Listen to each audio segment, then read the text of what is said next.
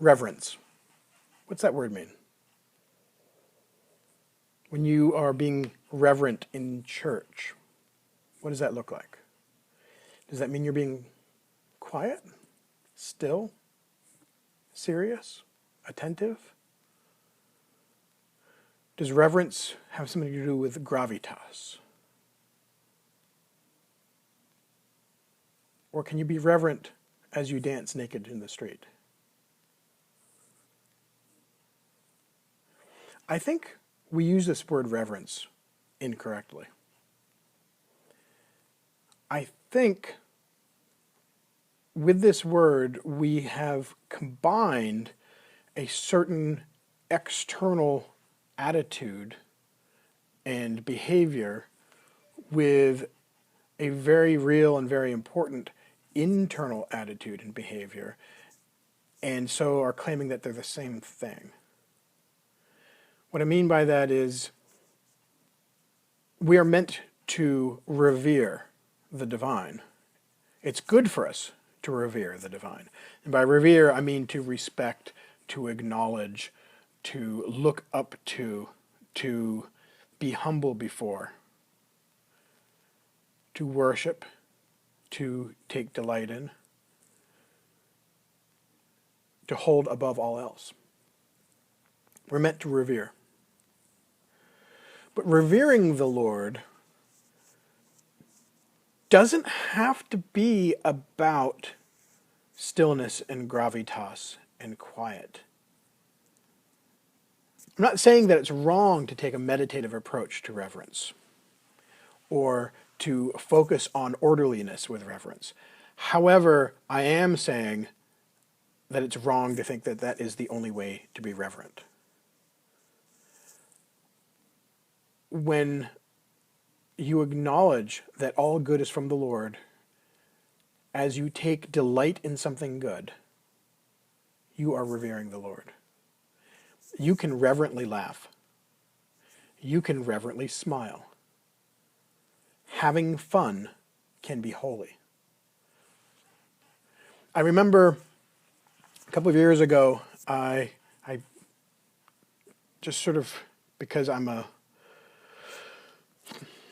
gadfly and a stir paddle by nature, I took up the habit of, when greeting people at the door as they came into a space to worship, saying to them, among other things, have a good time. Or when talking with people after church on a Sunday morning, asking, did you enjoy yourself? This tweaked my own sense of humor, because these are not normally things that people say about traditional Christian worship, right? You're not invited to have a good time, right?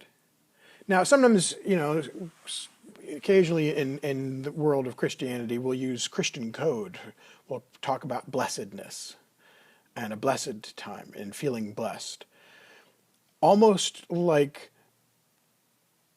that's better than being happy or delighted or having fun. Like having fun is somehow or another unholy or irreverent.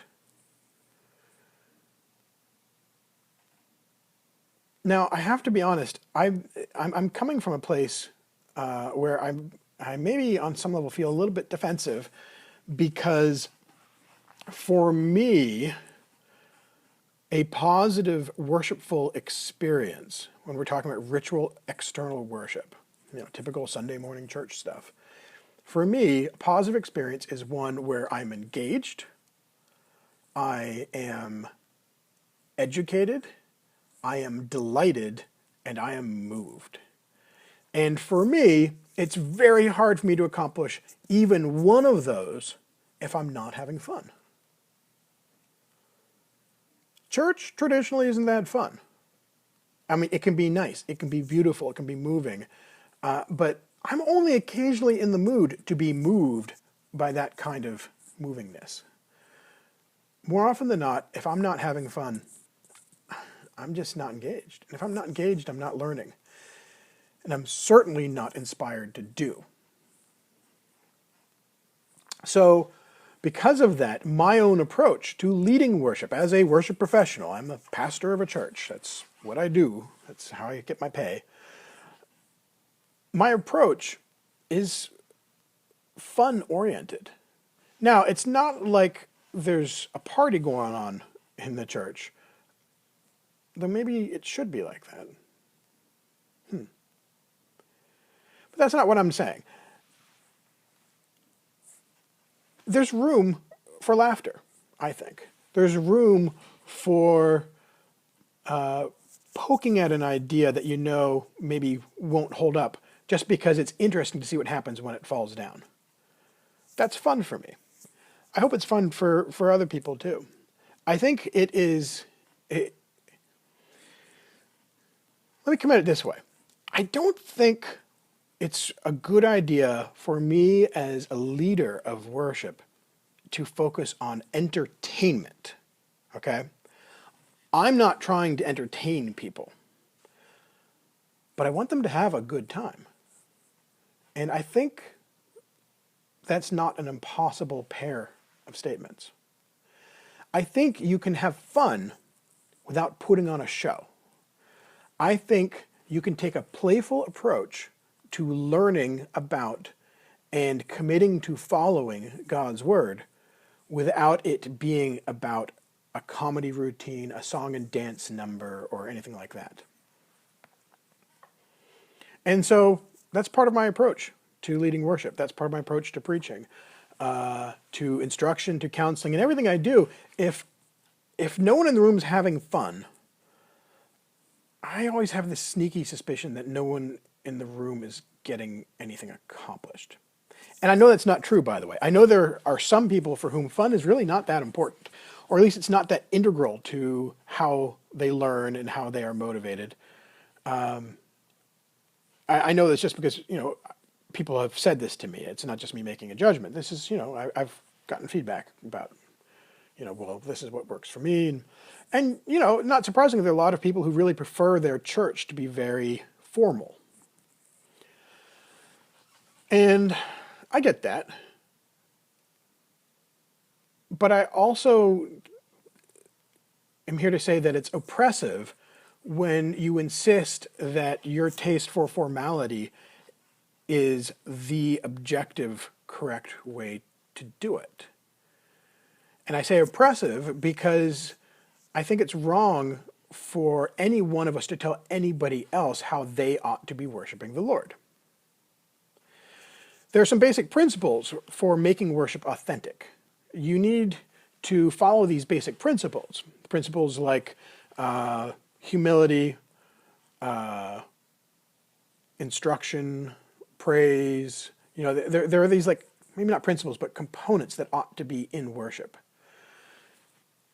But what forms those components take, I think there's a lot of room for variety. And we spend a lot of time telling each other that we're doing it wrong when we stray too far from the expected norm. I'd like that to stop, because I think it's getting in the way.